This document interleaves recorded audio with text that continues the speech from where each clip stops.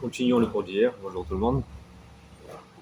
Hier, on était arrivé à dire que Er et Onan étaient deux personnages, que leur identité même, comment ils avaient été insufflés par leurs parents, et avait été d'être fermés sur le prochain.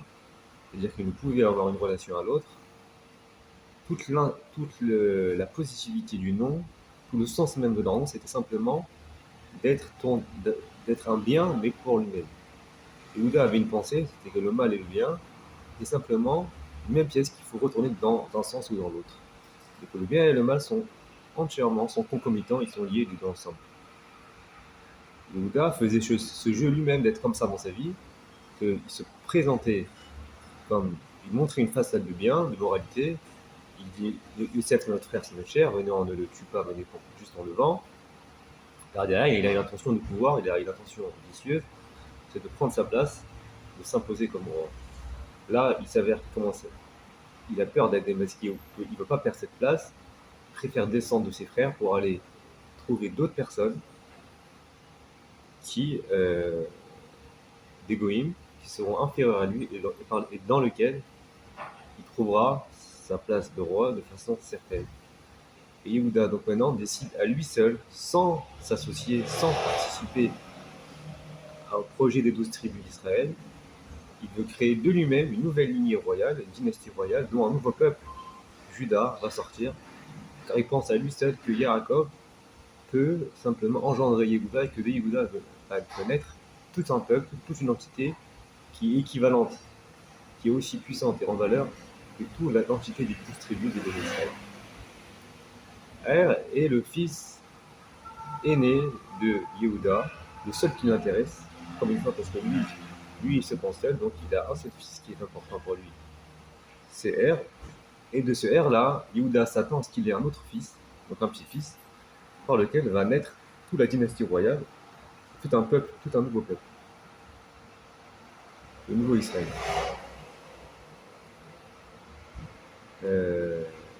Et Hachem tue Er.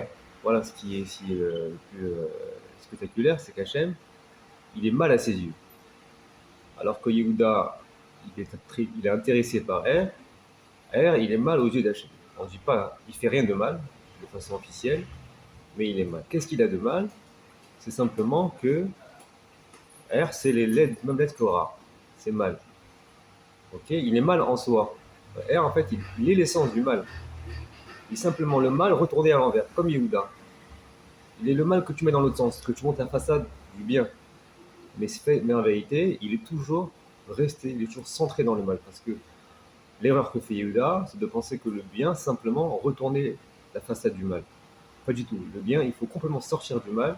Et sortir du mal, c'est sortir de soi, sortir de l'individualisme. Il faut être orienté vers l'autre. C'est un bien qui doit se tourner vers autrui. Il y a une deuxième question qui est encore plus importante, qu'hier on n'a pas posée et qu'il faut absolument répondre, c'est très bien. Maintenant on comprend que du point de vue de Elohim, de Yudkevavke, tout celui qui n'est pas capable d'aller vers autrui, de faire du bien à autrui, même s'il ne fait pas de mal à l'autre, il est mauvais. C'est-à-dire qu'en fait, il est dans l'essence du mal. C'est le cas de Er, c'est le cas de Onan. Mais il y a eu beaucoup de gens en fait. Les Rechaïm, c'est pas ce qui manque dans la Torah. Dans Amaboul, l'époque du Maboul, ils faisaient pas plus de mal que ces gens-là, et même moins. Si c'est pour dire que parce qu'ils avaient soi-disant détruit du sperme, de la semence en vain, là-bas aussi il y a plein d'explications comme quoi ils détruisaient le zéra, le sperme, c'était. On voit pas des gens qui meurent du premier coup aux yeux d'Hachem directement parce qu'ils sont simplement, ils font pas de bien à l'autre. C'est déjà le fait qu'on dise qu'ils sont regardés par Hachem.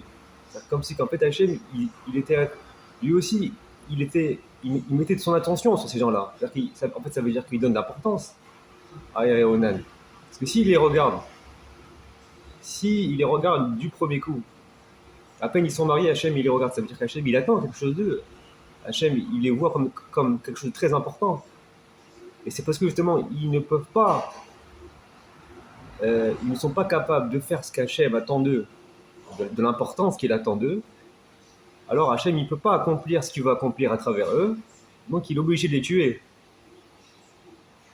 Vous voyez, autrement, il y a plein de Réchaïm, en principe, on dit que justement, celui qui Hachem ne le surveille pas. Au bout d'un moment, c'est que la Hashgacha fait que Hachem ne s'intéresse pas à la personne. C'est les tzadikim, ce sont simplement des gens justes qu'ils attirent sur eux la surveillance divine et que Hachem, ce qu'ils font, et parfois jusqu'au millimètre près, est jugé parce que ça a de la valeur. Parce que Hachem, il dépend maintenant de cette personne. Il a besoin de lui pour réaliser ce que Hachem a besoin et a envie de réaliser. Donc c'est pas du tout, on imagine Hervé Onan comme les pires mécréants du monde, mais si déjà Hachem, si déjà ils sont dans le regard d'Hachem constamment, s'ils sont dans la, comme on dit, dans la visière d'Hachem, c'est que Hachem justement il les regarde tout le temps, c'est qu'il a besoin d'eux, c'est qu'il est intéressé par ces gens-là, il a envie de ces gens-là. Et alors qu'est-ce qu'Hachem veut avec Hervé Onan? Pourquoi Hervé Onan, ça compte tellement?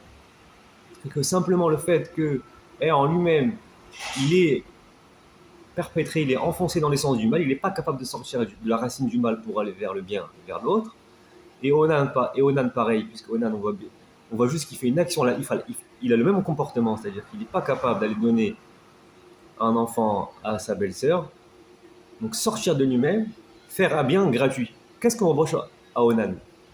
Hier, je n'ai pas encore parlé de ça, mais Onan, ce qu'on lui reproche a priori, c'est que il va avec la belle-sœur, il lui fait pas d'enfant. Mais en fait, c'est légitime, il lui fait pas d'enfant, parce que Yehuda se sert de lui comme un pion pour donner un enfant gratuitement à Er, et pour créer une dynastie royale sous le nom de Er et de Yehuda, mais que lui, il ne sera aucune reconnaissance là-dedans, il n'y aura pas de part là-dedans. Donc en fait, on l'a utilisé à 100%.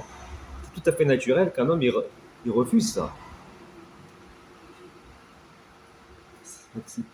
C'est pas parce que, alors c'est pas parce que simplement il aurait détruit, il aurait pas donné quand il va aller avec la femme, il met le sperme à terre pour pas faire d'enfant. C'est pas pour ça qu'on va le tuer.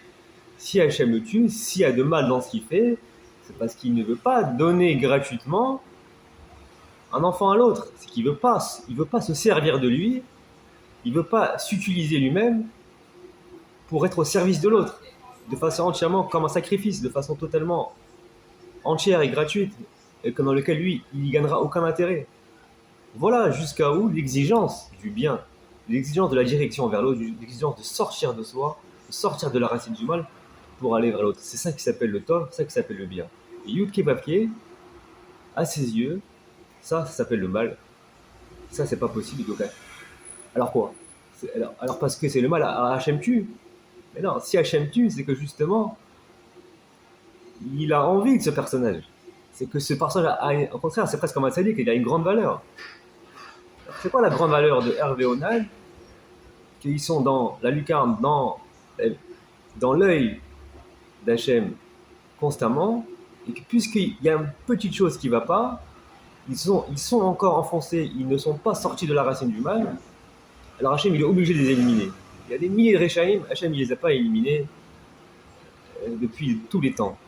Alors qu'ils ont fait tous les mal, ils ont fait le pire des mal, Hachem il les a pas du tout, parce que simplement, ils ne sont pas dans le regard d'Hachem. Hachem il n'attend pas quelque chose d'eux. Hachem il n'est pas dépendant de ces êtres humains pour aboutir à un projet, pour aboutir à quelque chose, à un but qu'il veut arriver lui-même.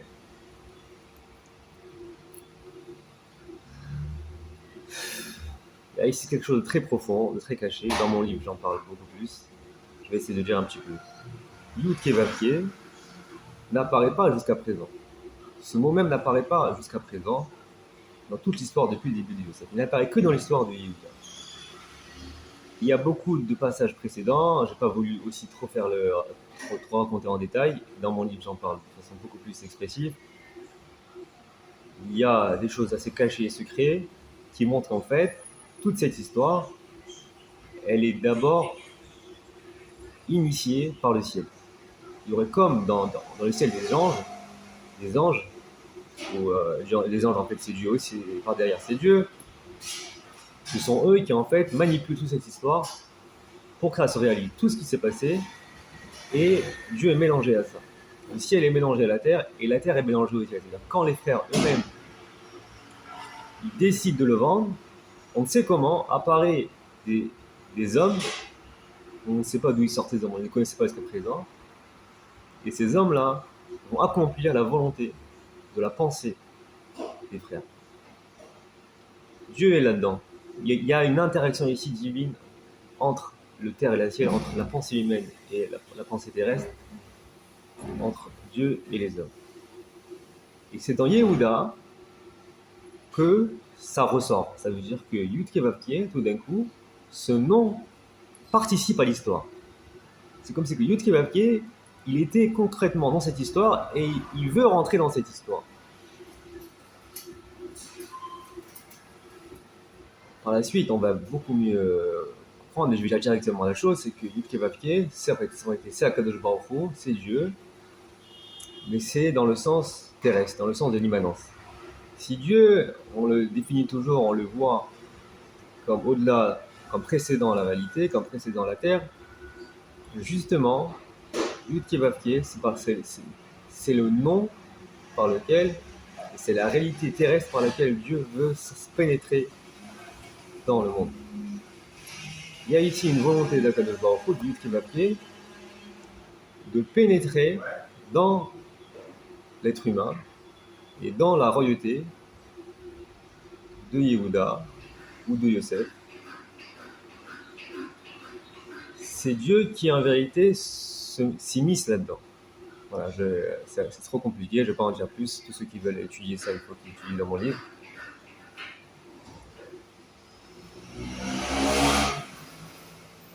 Si Hachem il tue Hervé Onan, c'est parce qu'il faut que Dieu s'incarne dans Hervé Onan. Or, Yehuda, qui lui est fondamentalement, qui lui est un roi, et ça paraît qu'effectivement sa royauté n'est pas une imposture, puisqu'il est de façon caractérielle, il a la royauté en lui. Il met un fils que de ce fils doit sortir la royauté, et son petit-fils, ainsi de suite, la royauté, jusqu'à faire créer un peuple. Mais que veut dire justement le peuple et le roi d'Israël? Le peuple d'Israël, c'est que Yud-Kevavkié, le Dieu, le nom d'Hachem, la Shrina, la présence divine, elle pénètre à l'intérieur même de l'âme de la personne. C'est que le corps, l'homme devient ce qu'on appelle le char de la divinité, ou sous une forme paranormale, sous une puissance paranormale, la divinité trouve incarnation, trouve une place dans la catégorie de l'être où il s'installe et se manifeste d'une façon anormale où il est possible de le percevoir. Ici, si Hervé et Onan ils sont mauvais yeux d'Hachem, ça veut dire que au contraire, Hachem tellement il valorise Hervé et Onan, c'est-à-dire les enfants de Yehuda, puisque ils sont en train de devenir les prochains rois futurs d'Israël, il doit lui, Yud-Kevavkié, c'est Dieu qui doit trouver sa place dans l'homme, c'est lui qui veut rentrer dans la catégorie de l'être. Si Dieu est avant l'être, il veut rentrer dans la catégorie de l'être, du moins de façon momentanée. Il veut pénétrer dans Hervé Onan. Hervé Onan doit devenir le trône dans lequel Dieu peut s'installer. En eux. Alors, R est mauvais. Hachem, il est radique. C'est-à-dire que ça veut dire quoi qu'Hachem, il peut pas. Et alors, mais qu'est-ce qu'il a gagné de le tuer? Qu'est-ce qu'il gagne en tuant R de plus que s'il ne le tue pas? Si effectivement Hachem veut s'incarner dans R, veut trouver une place dans R, il ne trouve pas sa place, tout simplement. Ça s'arrête là. Quel intérêt il a à le tuer? En fait, s'il le tue, c'est parce que justement, en le tuant, il trouve une place. Dans la mort de R qui en vérité, aux yeux d'Hachem, se lit rare, se lit le mal. Alors qu'est-ce que le mal a de réalité, a de place sur Terre? La place que le mal a, que Dieu a créée dans la nature même, c'est la mort. La mort, ça fait partie du système, d'ailleurs même tout le monde, les animaux meurent, tout le monde meurt. La mort est un mal pour un bien. Parce que c'est grâce à la mort qu'il y a tout un système la biodiversité, c'est-à-dire que dans la science même on t'explique que la mort c'est un besoin pour l'existence. Donc l'existence a besoin de la destruction pour pouvoir que ça régénère et que ça se recrée. Donc l'espèce, du point de vue de l'espèce, et d'ailleurs même nous, c'est grâce à ce qu'on est mortel que chaque être humain il fait des enfants. Donc du coup en vérité, la mort insufflée dans l'homme, la mort dans la biologie, dans le système organique des êtres vivants, c'est la cause même qui crée une espèce, crée un être humain qui en vérité se reproduit à l'infini, et ça meurt et ça revit, et ça meurt et ça revit. Donc finalement ça s'étend dans une espèce infinie. Ça c'est grâce à la mort. Si on ne mourait pas, on n'aurait a priori aucune envie de se reproduire, donc de créer une progéniture et de faire de faire pérenniser l'humanité par l'espèce, et aussi les animaux, pareil. S'il y a une histoire humaine, une histoire animale, une histoire du vivant, l'histoire du vivant se concrétise dans la chaîne du vivant, dans la chaîne de l'espèce, et non pas dans l'individu propre. Alors, encore une fois, on est toujours sur la même direction, c'est-à-dire on est dans le bien, c'est-à-dire on est toujours orienté, on est toujours en direction d'un autre. L'homme ne peut pas vivre et dire bah, je vis pour moi, ça y est, moi je vis, je suis vivant, ça m'intéresse. Ce qui compte, c'est que je me préserve à moi. Et non, tu es fondamentalement mortel, tu es fondamentalement voué à disparaître. Ta seule possibilité, entre guillemets, de survie, dans laquelle tu n'as pas d'intérêt, c'est de donner la vie. La mort se met au service de la vie. Voilà ce que c'est l'être humain. L'être humain, il vit, au final, pour disparaître. Qu'est-ce qui reste de lui? Ce qui s'est sacrifié, ce qu'il a donné toute sa vie. Il a fait des enfants, il s'est fatigué pour eux, il a travaillé pour eux, même qu'en fait, c'est possible qu'il ne va rien gagner de ses enfants. Mais c'est l'individu qui est au service de l'espèce de la suite.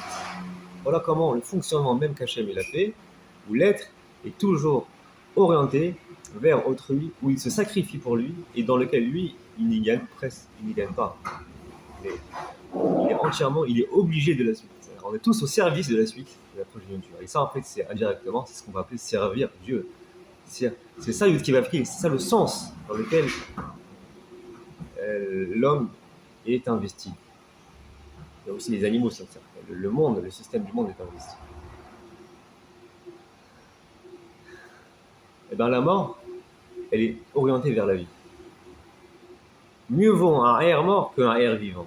Celui qui n'est orienté que pour lui, si je le tue, et ben la mort, c'est une existence nécessaire, c'est une catégorie de l'être qui est en orientation vers la vie, comme tout ce que je viens d'expliquer.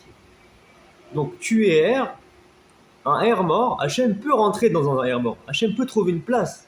Un R mort peut devenir un être humain, peut devenir un lieu terrestre, un char, un trône de la divinité. Parce que Dieu, il peut s'installer sur ça, il peut pénétrer. Pourquoi? Parce que Yud Kei Vav Kei, il doit toujours être orienté, toujours dans une possibilité d'ouverture à une autre catégorie de l'être. Dieu ne fait pas corps avec une partie. Si Hachem peut s'incarner, peut apparaître sous une forme matérielle, parce qu'on voit avec Moshe, lorsque Moshe il voit le buisson brûler, c'est marqué, Hachem il dit pourquoi ce buisson il brûle? Et c'est marqué, Hachem il voit, Yud Kei Vav Kei il voit qu'il se tourne pour voir. Alors l'ange lui parle, en fait cet ange, tantôt c'est l'ange, tantôt c'est Yud Kei Vav Kei. C'est-à-dire que là ici Yud Kei Vav Kei est défini comme une apparition paranormale. Un phénomène qui est naturel, mais qui n'est pas normal, qui est étrange. Voilà. Dieu, là, dans son étrangeté même, c'est comment il s'est immiscé dans la matière. Mais ça reste momentané. Yud Kei Vav Kei, c'est ça. Hachem, Dieu peut pénétrer quelque part, mais après pour partir ailleurs. Et pour encore partir ailleurs, et pour encore partir ailleurs. Dieu ne fait pas corps avec la catégorie de l'être, avec le fait qu'il y a, avec les objets matériels, avec toute la création. Hachem peut pénétrer, peut s'incarner dans une forme matérielle, dans l'être, dans la catégorie de l'être, mais il ne se définit pas par ça. Il ne fait pas corps avec lui-même, avec l'image apparente de la représentation. Il doit être toujours ouvert en direction d'une autre. Il doit sauter vers une autre partie de l'être. Alors la mort, elle est ouverte à la vie, et donc de la mort, on peut toujours aller vers autre chose. Yud Kei Vav Kei peut s'incarner dans un être mort, dans un R mort, parce que le R mort, il est toujours ouvert vers l'autre, vers la vie. Et donc Dieu peut passer ailleurs. Yud Kei Vav Kei peut toujours changer d'endroit.